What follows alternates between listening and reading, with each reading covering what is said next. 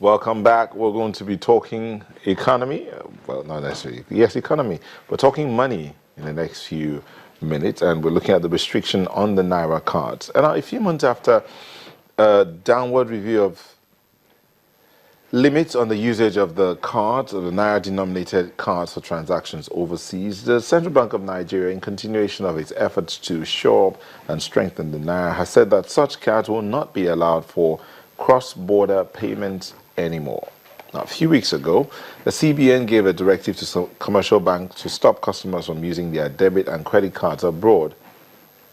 Now, that's arguable because the CBN has come forward to say it is not the CBN that gave that directive, but it's the banks that decided to restrict the use of the cards because of how much they have to pay to the other bank or the host banks when customers use their cards abroad. But the Director of Monetary Policy of the Central Bank, Mr. Moses Tule, who will join us later, explained that the debit card can no longer be used outside the country due to the abuse it has suffered in the hands of some persons who use it to transfer foreign currencies illegally. Okay. Now, we have Mr. Moses Tule, Director of Monetary Policy Department of the Central Bank of Nigeria, joining us from our Abuja studios. Thank you for joining us. It's a pleasure. And here in our Thank you so much. All right, thank you. And here in Lagos, we have Mr. Oluseyi Ademosun, who works with the Payment Platform Operations, NIBS. Thank you for coming. Thank you very much. All right. Let me begin with you, Mr. Tule. That decision, whether it's a CBN or the banks that came up with the decision, has drawn a lot of reactions from Nigerians, both at home and abroad. What's the CBN's position as we speak? Yeah, thank you very much. Good morning, Nigerians. The Central Bank of Nigeria during case it really sympathizes with Nigerians and especially the difficulties Nigerians are experiencing in as some of the issues around the foreign exchange market now. But again, the bank has explained that it is only managing what is available. We cannot supply what is not available. And that's the backdrop. So whereas the central bank has not directly taken that decision to restrict the use of debit cards, it is in sympathy with that decision that has been taken by the commercial banks, because we consider that that decision is completely in line with the current fundamentals around the foreign exchange earnings of the country. Now, that aside, just by way of a little bit of additional clarification, just to add that when we introduced the debit cards, they were not meant to be used for importation. In every country, when the economic agents import, they must submit themselves to full documentation by the authorities. Debit cards were supposed to be used for BTA, just very small transactions. We're talking about $2,000, $3,000, $4,000 at the maximum. And as we have said and given indications severally, this window that came as a result of the growth of the financial system has been variously abused by users of this card.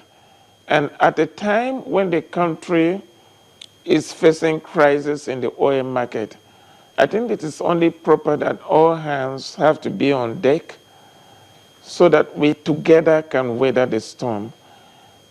It is in our collective action as end users of foreign exchange and as economic agents that we will be able to go through this difficult time. We are not the only country going through. Several other countries are going through this difficulty, especially commodity exporting countries. That is what I would say for now. Thank you. You know, I was going to ask you, we'll come back to you, Mr. Oluseyi, the impact of this decision by the CBN and the banks. have you really weighed how much of impact it's having on the Nigerians, both at home and abroad?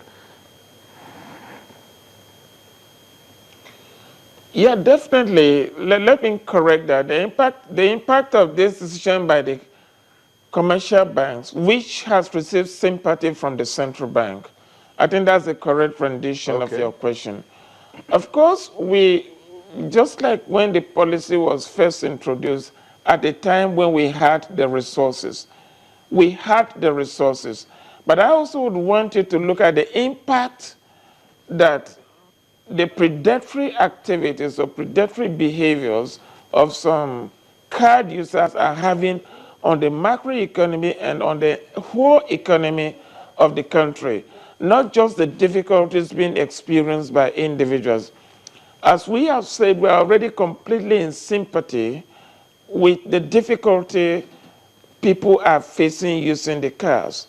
But look at the difficulty, the possibility that the entire From the economy international of community to make sure 180 we meet million those people or so ambitions. could be shut down. You would better appreciate what that would mean for us, because there's no country in Africa that can accommodate a refugee situation arising from a serious economic crisis in Nigeria. But So it is if I better may come in we here, manage the situation while individuals try to understand what we are going through. okay, if I may come in here, the impact since that restriction was put in place, how much of impact would you say has had on the efforts to shore up the Naira?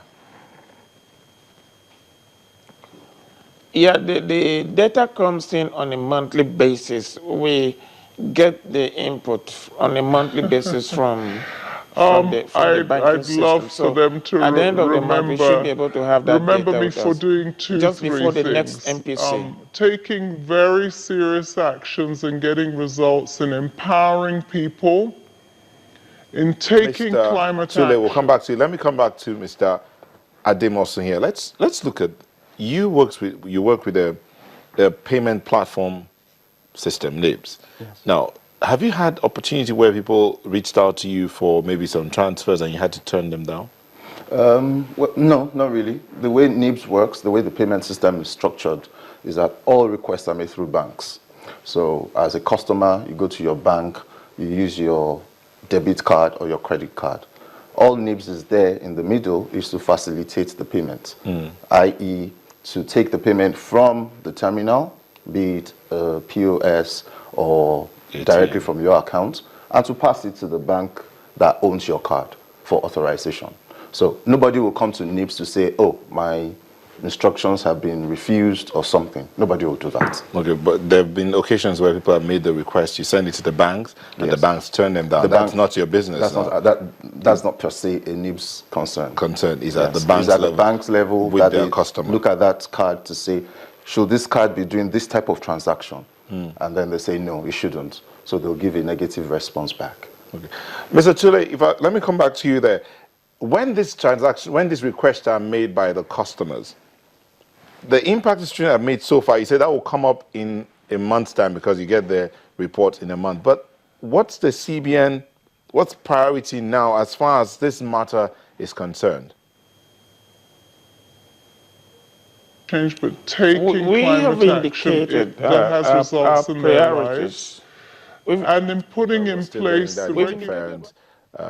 We do apologize for that, Mr. Tule. Just hang on, we'll come back to you. Let's have a conversation back here in Lagos, Mr. Ademosun. The platform where you operate now, you say you're just a link man between you and the customer and his bank. With the introduction of the BVN, let's look at that, for instance. That's your purview. Yes. Would you say your work, your transactions, and your work has made a little easier or better? Well, with BVN, what we are trying to do in the industry is to be able to identify people, the account owners, the users of that account. And Sheyi can have accounts in 5 different banks with maybe 10 different cards. Before the BVN, there was no way to identify that it's the same Sheyi.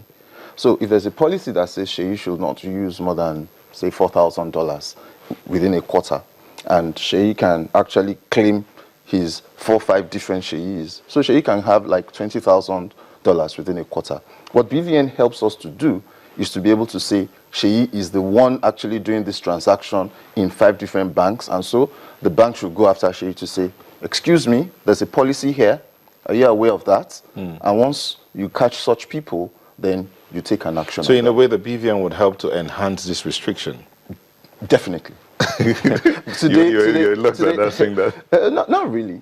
Today there's a policy from CBN that talks about monitoring the spend. There's a $300 and then there's a $50,000 annual. All these transactions are happening through the BVN.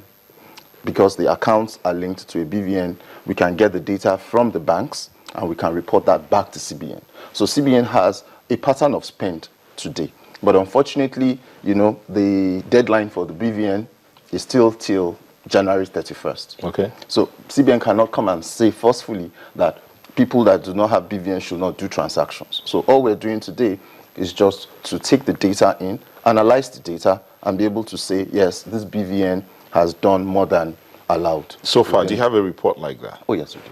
How much of it would you say, how much of compliance would you say you're getting from these restrictions, based on the BVN data you have? Based on the reports that we have and the spend of people, I would say people are still not, it's difficult to change behavior overnight.